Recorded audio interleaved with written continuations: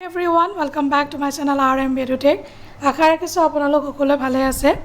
আৰু আজিৰ এই ভিডিঅ'টোত আমি আলোচনা কৰিবলৈ আছাম ডাইৰেক্ট ৰিক্ৰুটমেণ্টৰ গ্ৰেড 4 ৰ কাৰণে এটা নটিছ আৰু ইয়াত আপোনালোকে দেখা পাইছে in continuation to the notice number date this is to inform all concerned that the admit cards for the written examinations to be held on 27th of October 2024 for the class 4 post conducted by SLRC will be available for download from the official website of Assam State School Education Board Arstyle Seva or this website to and Government of Assam from 11:30 AM of 15th of October 2024 15 October পৰা আপোনালোকে admit card download কৰিব পাৰিব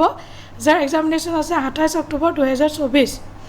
The candidates can download their admit cards by using their application number and password using while filling up the forms when applying for the post.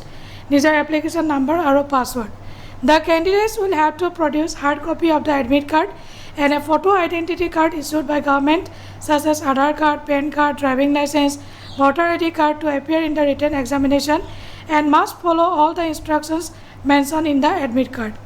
Candidates are advised to visit the official website of Seva frequently for latest update. আৰু যদি আপোনালোকক কোনো ধৰণৰ technical support লাগে admit card download কৰিব পৰা নাই আপোনালোকে এই নাম্বাৰটো যোগাযোগ কৰিব লাগিব 10টাৰ পৰা আবেলি 5টাৰ PM লৈকে 5 বজালৈকে আপোনালোকে যোগাযোগ কৰিব পাৰিব অনলি ওয়াৰ্কিং ডেজত তো 27 অক্টোবৰ যাৰ এক্সামিনেশ্যন আছে তেওঁলোকে 15 অক্টোবৰৰ পৰা ডাউনলোড কৰিব পাৰিব এডমিট কাৰ্ড তো এইটোৱে আছিল এটা ইম্পৰ্টেণ্ট আপডেট যদি ভিডিওটো আপোনালোকে ভাল পাইছে নিশ্চয় এটা লাইক কৰি দিব ভিডিওটো শ্বেয়াৰ কৰিব নাপাহৰিব লগতে মোৰ চেনেলটো সাবস্ক্ৰাইব কৰিব নাপাহৰিব